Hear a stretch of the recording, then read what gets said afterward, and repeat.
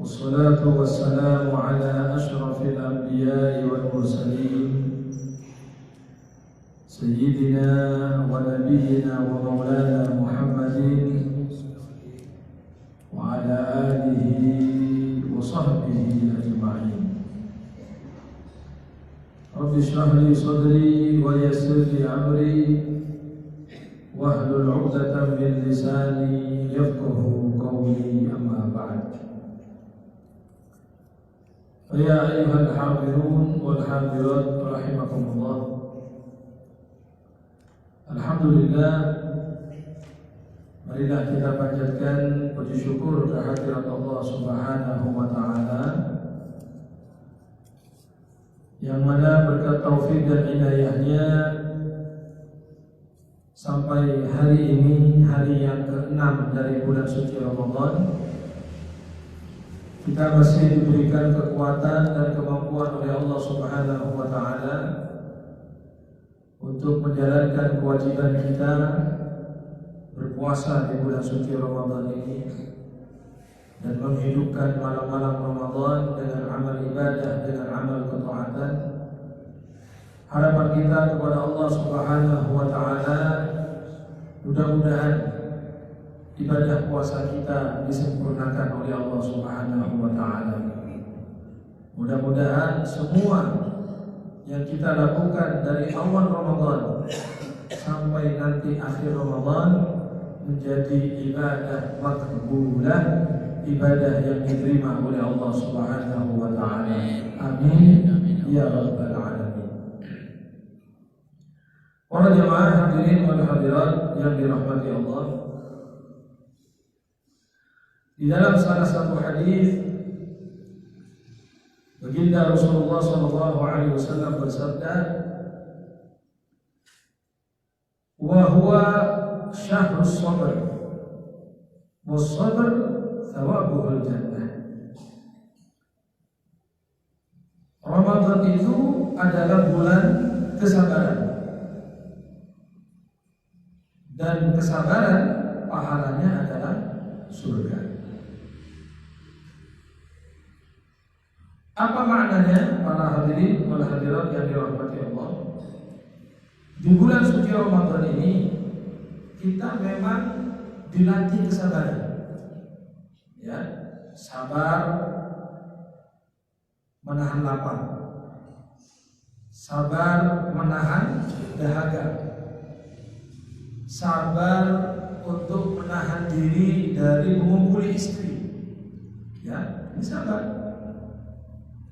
Kalau yang tidak punya istri, ya tidak ada lahan untuk menyalurkan syahwatnya.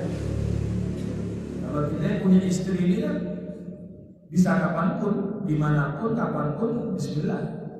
Nah, tapi begitu Ramadan, begitu kita masuk ibadah puasa, di situ ada ketentuan.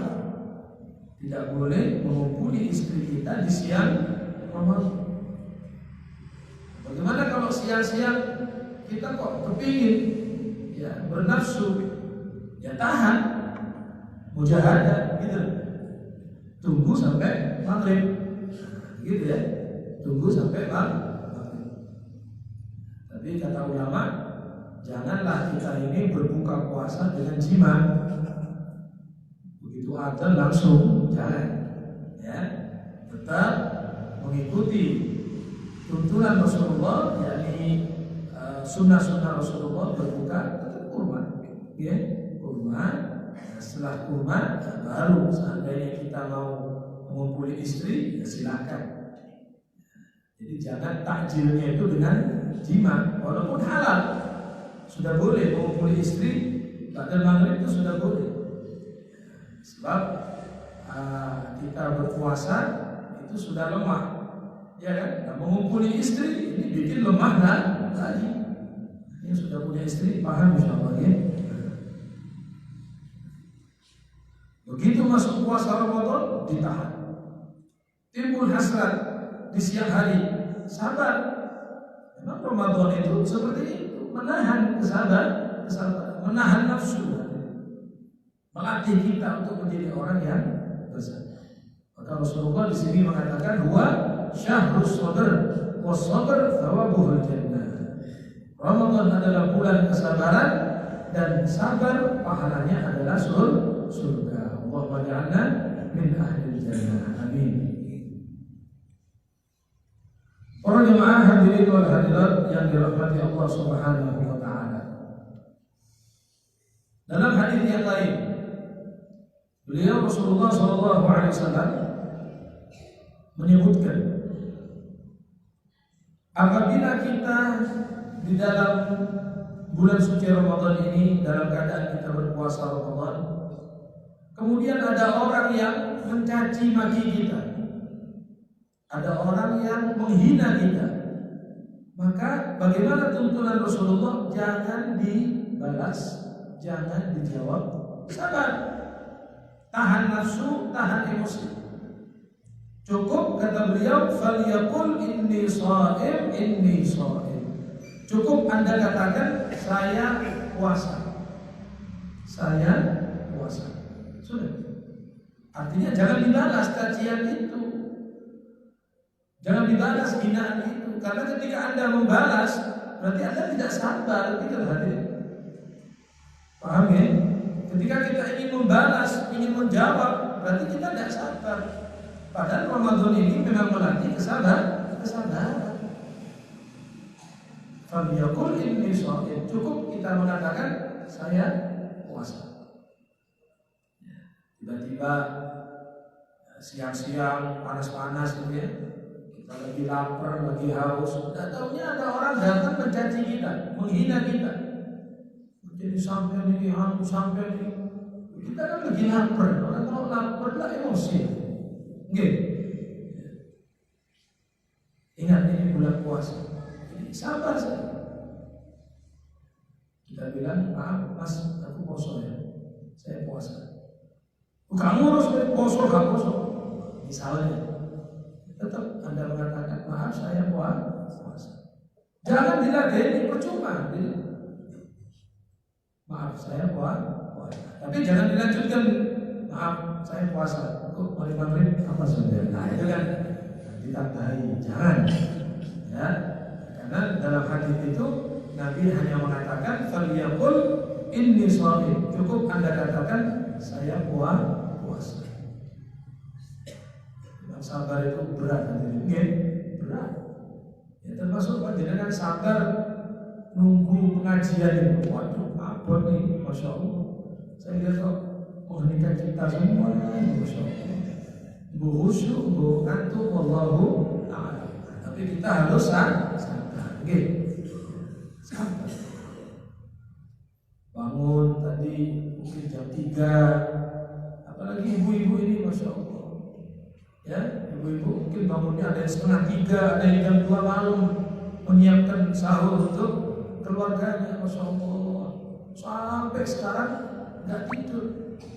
Habis subuh pengajian di masjid tidak tidur lagi. Makanya kalau ibu-ibu tidur waktu pengajian kita maklumi, ya, karena capek, payah. Nah, tapi kita bersabar, mujahadah, menahan nafsu. Para jamaah yang dirahmati Allah, ada satu ulama yang mengatakan kita menghadiri pengajian di bulan suci Ramadan seperti ini, itu katanya satu langkah kita pahalanya seperti ibadah setahun. Ini walaupun bukan hadis ya, tapi maqalah dari ulama ya, dari salafus saleh. Ketika Anda menghadiri pengajian majelis ta'lim di bulan suci Ramadan, maka satu langkah Anda ke majelis itu dinilai ibadah sana. Ibadah sana, ibadah setahun. Ya, bayangkan kita tadi dari rumah ke sini berapa langkah, ya kan? Loh, Beb, kalau rumah saya dekat bagaimana? Ya muter dulu, tidak apa-apa ya. Banyak langkah, makin banyak pahala. Banyak langkah, makin banyak ganjaran yang diberikan oleh Allah Subhanahu wa taala. Jadi tetap semangat hadirin, oke? Semangat, jangan kendor. Ya, terutama Kita yang muda-muda ini malu dengan bapak-bapak yang sudah tua-tua, Masya Allah. Ya, bangunnya lebih dulu dari kita, qiyamul lail, tahajud dan lain sebagainya. Ini yang muda-muda ini kemana? Ya, sudah cukup waktunya main. Sudah waktu kita banyak kosong dengan main-main. Sekarang waktunya ibadah kepada Allah Subhanahu wa taala. Bulan suci Ramadan, syahrul ibadah. Bulan untuk kita ibadah kepada Allah. Tingkatkan, jangan kendor, jangan merosot. Mujahadah, kita melawan hawa nafsu. Ya, kalau nafsu kepinginnya apa? Ya tidur. Nggih apa nggih? Nafsu kepinginnya tidur. Ini sekarang ini yang terbayang di benak kita apa? Ya guling, ya bantal. Enak. Ya, tapi kita berusaha mujahadah, melawan itu semuanya. Gak mosok turu tok ae Ramadan. Gak wis pengajian nih dapat pahala, ditahan. Walaupun nanti lama-lama gak kuat ya, tidur di masjid akhirnya. Tidak apa-apa, Anda melawan hawa nafsu. Memang nafsu itu seperti dalam satu keterangan ya, saya pernah membaca. Memang nafsu itu hadirin makhluknya Allah yang sejak diciptakan mokong. Ya, ingat nafsu, akal, ini kan ciptaan Allah. Semua yang selain Allah itu namanya makhluk. Ma siwal khaliq fahuwa makhluk. Selain khaliq berarti makhluk. Akal kita, nafsu kita itu ciptaan Allah. Lah, nafsu itu sejak diciptakan mokong hadirin. Ya, maka dalam keterangan pernah disebutkan begini. Setelah Allah menciptakan nafsu, Allah tanya kepada nafsu, nafsu, kamu siapa dan aku siapa? Kamu siapa dan aku siapa? Apa katanya nafsu tadi? Ana, anta.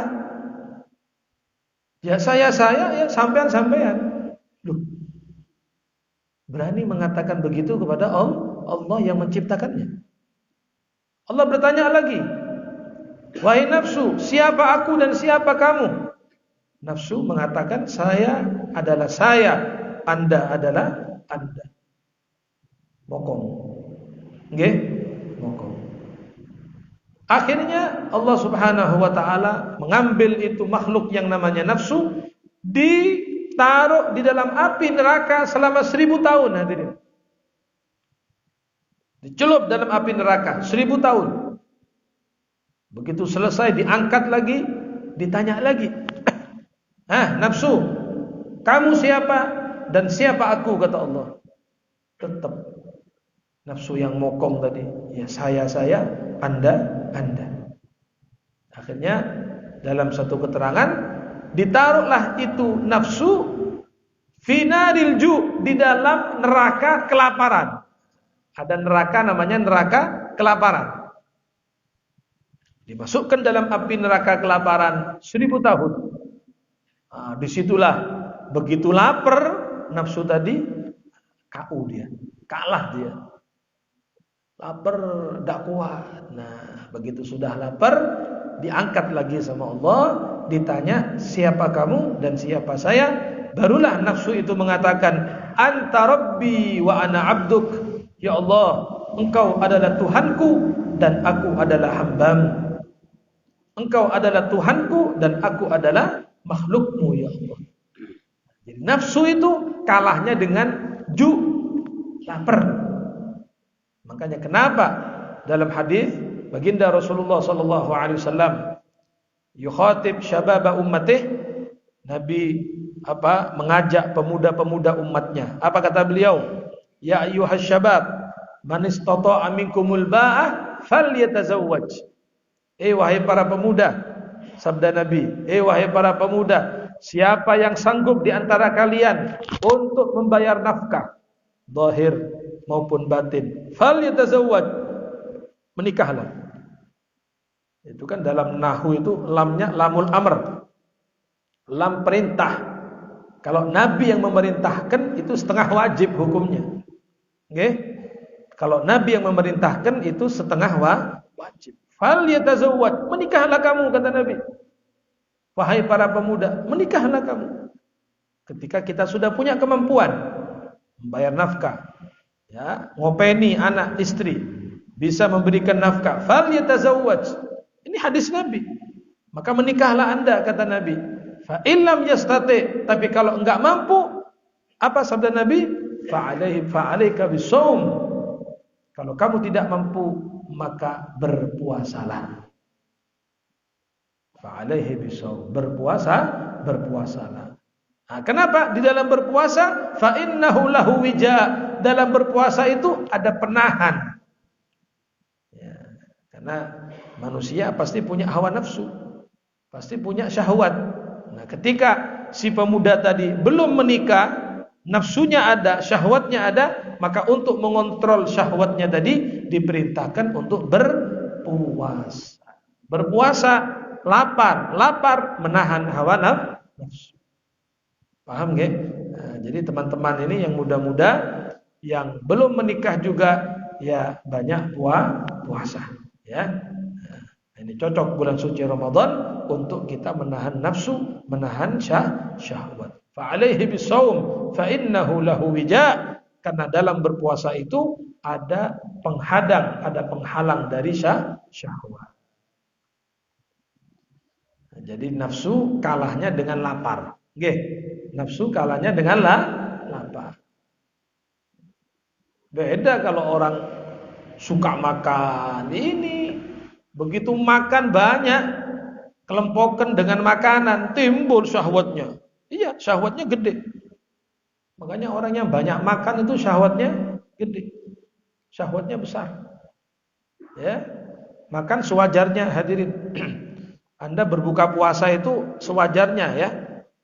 Katanya Al-Habib Abdullah Al-Haddad, min adabis shaim, daripada adabnya orang berpuasa, alla yukthiran nauma fin nahar wa yukthiral akl fil lail atau kama qala. Kata Habib Abdullah Al-Haddad, termasuk adabnya orang berpuasa, jangan banyak tidur di siang hari, jangan banyak makan di malam hari. Sedang-sedang saja, sewajarnya. Ya, kita ya buka puasa sewajarnya, ya kan? Pertama takjil, kurma sama air, terus sholat maghrib, begitu ya. Nanti pulang ke rumah baru makan. Ya makan sewajarnya, yang normal gitu loh. Ya satu piring rawon misalnya, ya rawon sama empal ya, empal sama tempe ini, apa? Empal ya, ya sama sambelnya, sama apa lagi? Telur ya, telur asin ya, sama kerupuk. Sudah cukup apa enggak ini? Loh, saya tanya rawonnya cukup apa enggak? Cukup.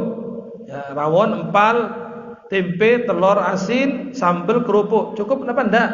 Ya sudah, di situ jadi makan. Ya.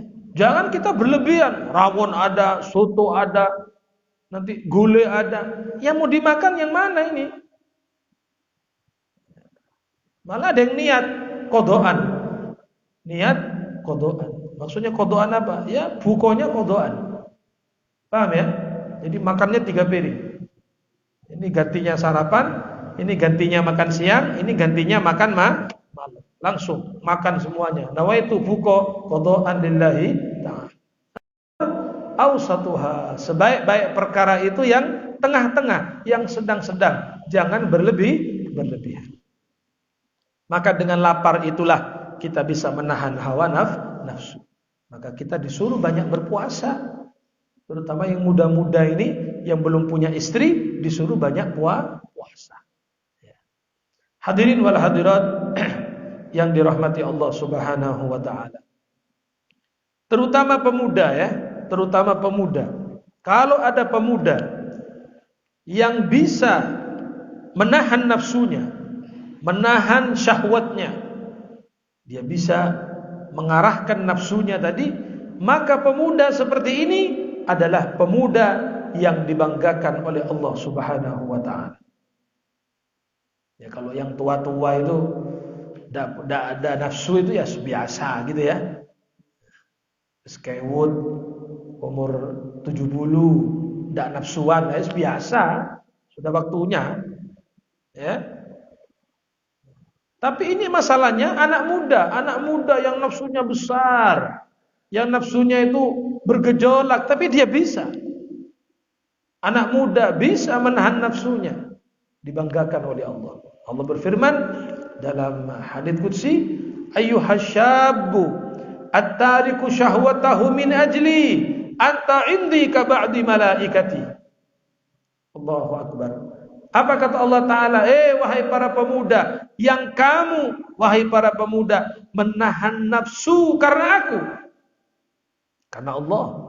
Kamu menahan nafsu, menahan syahwat karena aku, karena Allah. Anta indi ka ba'di malaikati. Sungguh kamu di sisiku, kata Allah, sama dengan malaikat-malaikatku. Masya Allah, istimewa ini ya.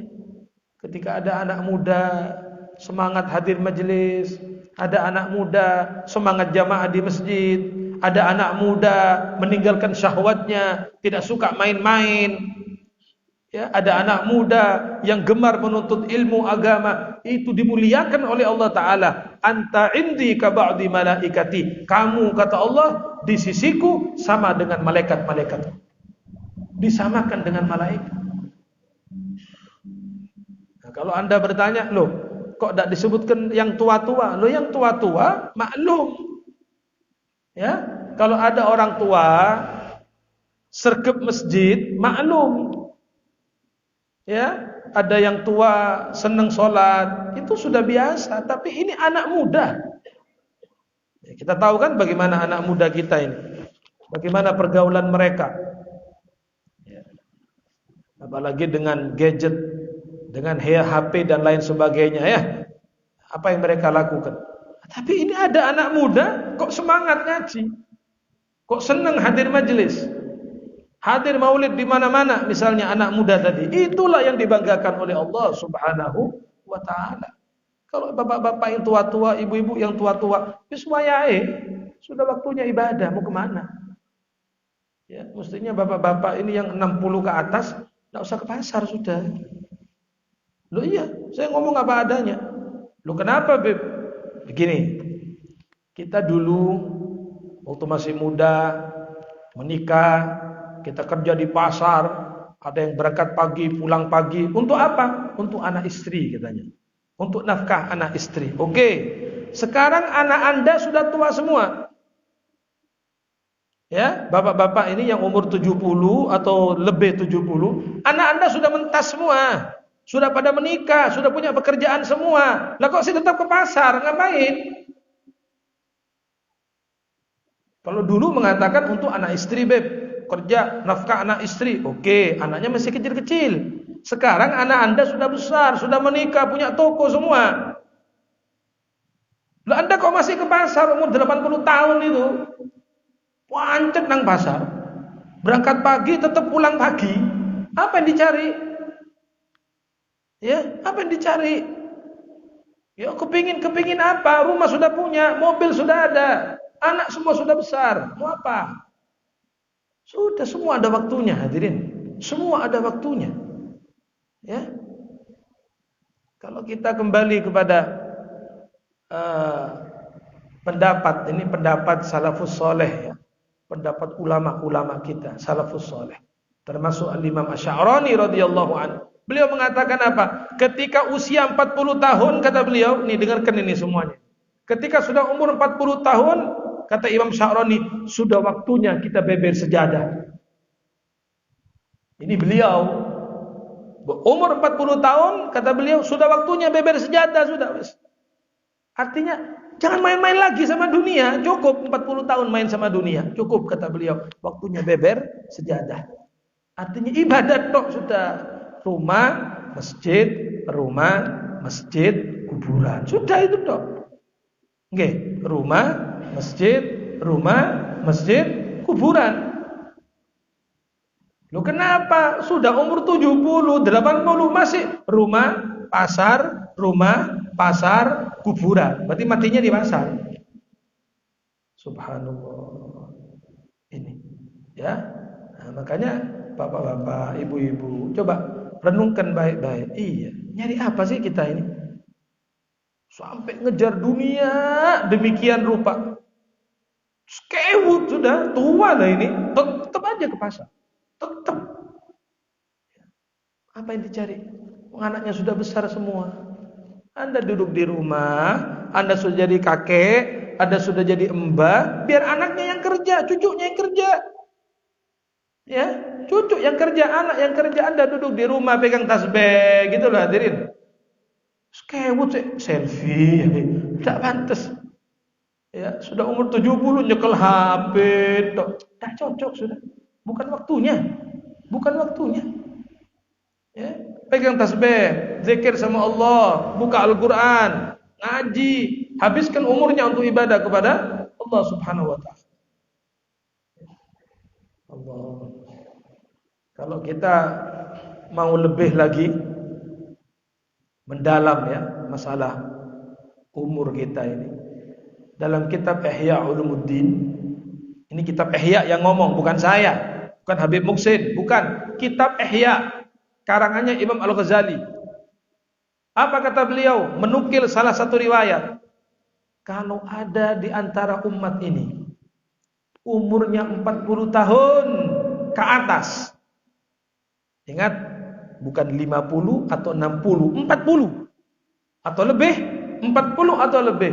Tetapi dia masih tersibukkan oleh dunia daripada ibadah kepada Allah.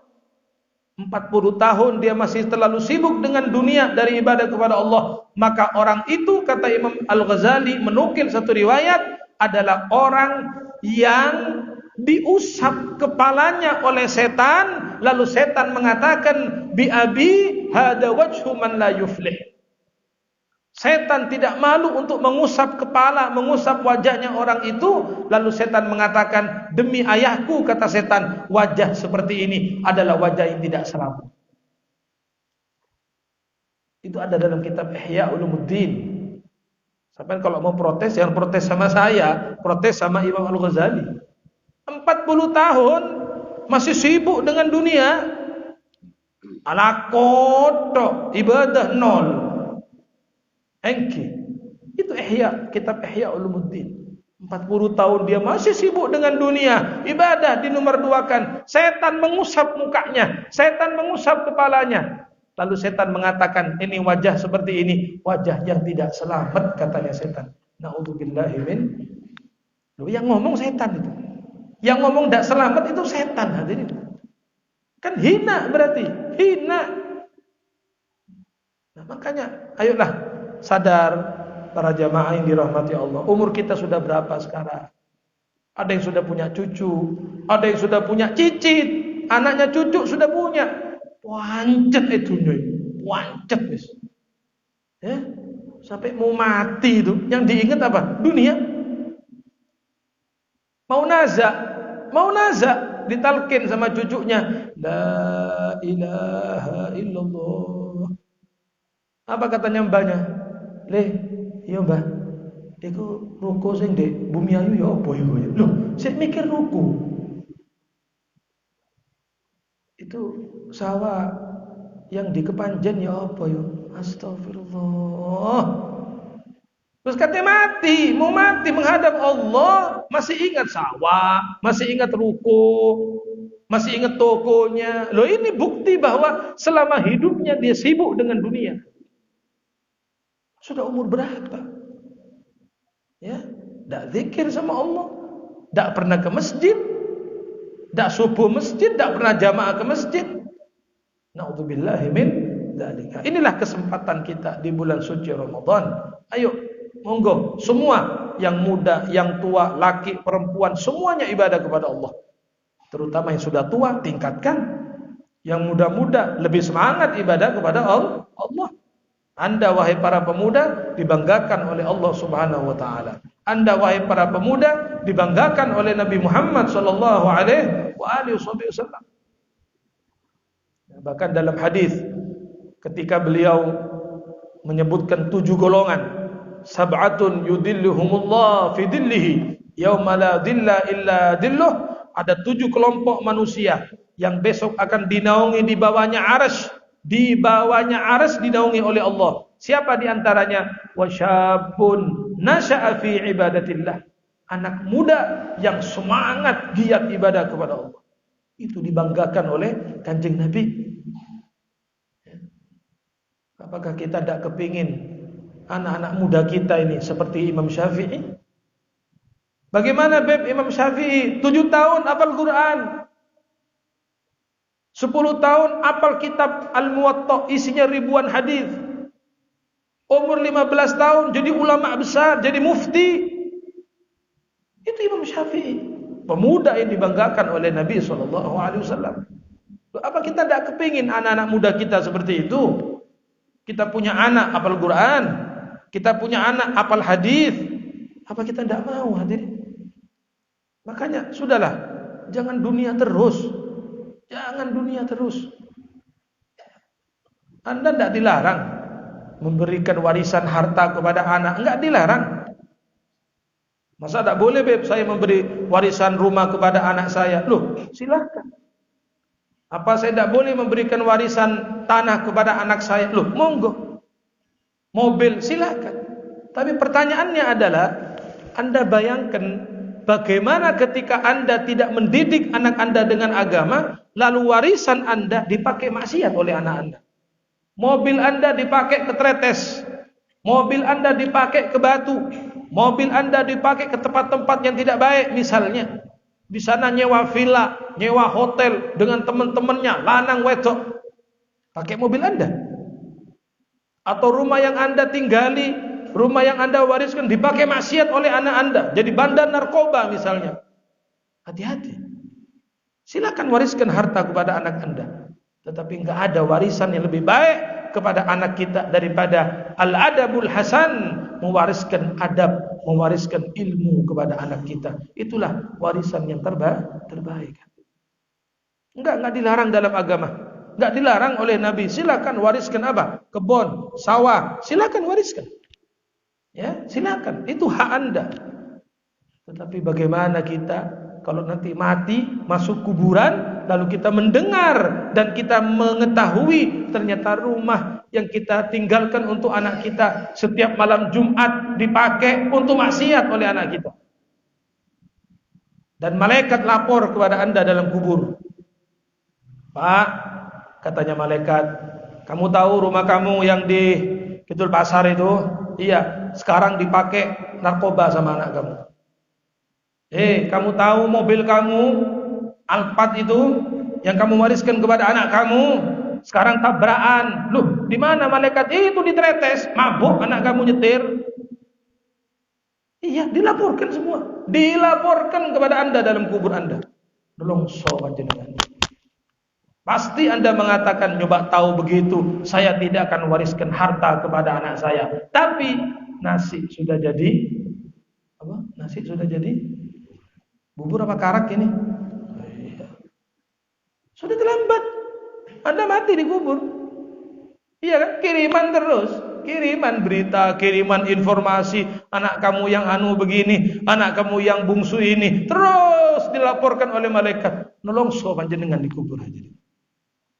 Nah, beda kalau kita punya anak, yang satu kita pondokkan, yang dua masuk tahfidzul Quran, ya. Anak yang ketiga apa ya boleh sekolah umum, tidak dilarang ya. Sukses kuliah di mana? Amsterdam misalnya. Begitu kita meninggal dunia, pagi-pagi malaikat datang subuh-subuh begini ke kuburan kita. Pak, oke malaikat, ini ada kiriman. Loh, dari siapa? Dari anak kamu yang tua. Anak kamu yang pertama. Loh, napa? Tadi habis subuh ikut pengajian di Masjid Nur Kidul Pasar. Ya, habis pengajian kok Habib Muksin berceramah tadi, kok ingat orang tuanya, ingat sampean dikirimi Fatihah. Alhamdulillah, anaknya ngirimi Fatihah. Nanti waktu duha jam 8 datang lagi malaikat. Pak, loh napa malaikat? Ono kiriman maneh. Lho sapa? Anak kamu yang bungsu yang di Amsterdam itu, dia enggak lupa untuk baca Al-Qur'an. Di sana tetap ngaji. Setelah ngaji, pahalanya diberikan kepada Anda. Alhamdulillah, kiriman lagi. Nanti waktu zuhur datang lagi. Pak, anak kamu yang mondok di sana kan sudah jadi ustadz. Iya, tadi sebelum ngajar, Fatihah lagi kepada sampean, kirim lagi. Jadi orang seperti ini bahagia di kuburnya. Pagi dapat kiriman, siang dapat kiriman, malam dapat kiriman, subuh dapat kiriman. Kenapa? Karena anak-anaknya soleh. Ya, punya menantu yang soleh, punya menantu yang soleha, tidak lupa kepada orang tuanya. Senang, masya Allah, kuburnya luas, jembar, bercahaya kuburnya hadirin. Nah, sekarang Anda bayangkan bagaimana kalau kita meninggal dunia, anak kita la ya'rifuddin, tidak mengerti agama, tidak mengerti apa-apa. Anda dapat kiriman apa? Ya tadi itu kiriman berita-berita jelek. Anak kamu yang ini tabrakan karena mabuk, anak kamu yang bungsu kena narkoba, anak kamu terus begitu. Menyesal di kuburan hadirin. Nauzubillah min dzalik. Oleh karena itu, monggo bulan suci Ramadan ini kita jadikan sebagai bulan untuk kita riyadhah, latihan menahan nafsu, okay? Kita bersabar, kita berusaha bagaimana supaya anak-anak kita semuanya, keturunan kita menjadi anak yang baik, anak yang soleh dan solehah. Jadikan anak-anak kita anak-anak yang membanggakan Nabi Muhammad sallallahu alaihi wasallam. Mudah-mudahan berkat bulan suci Ramadan ini kita menjadi orang yang sabar. Amin. Yang bisa menahan nafsu, bisa menahan syahwat, sehingga derajat kita ditinggikan oleh Allah, bahkan kita mendapatkan derajat seperti malaikat-malaikat Allah Subhanahu wa taala. Amin amin ya rabbal alamin. Allahumma barik lana fima 'allamtana. Allahumma barik lana fima 'allamtana. Allahumma barik lana fima 'allamtana. Allahumma arhamna wa'afina wa'fu 'anna. Allahumma la tada' lana dhanban illa ghafartah, ولا هما إلا فرجته, ولا دينا إلا قضيته, ولا مريضا إلا شفيته, ولا ضالا إلا هديته, ولا حاجة من هوائج الدين والدنيا والآخرة إلا يسرتها وقضيتها يا أرحم الراحمين. اللهم بارك لنا في شهر رمضان. اللهم بارك لنا في شهر رمضان. اللهم بارك لنا في شهر رمضان واجعلنا من سوامه وقوامه واجعلنا من تقائك وطلقائك ونكذائك وأمنائك وصرائك وجرائك من النار. اللهم أجرنا من النار وادخلنا الجنة مع الأبرار يا عزيز يا غفار. وصلى الله على سيدنا محمد وعلى آله وصحبه وسلم والحمد لله رب العالمين بسر الفاتحة.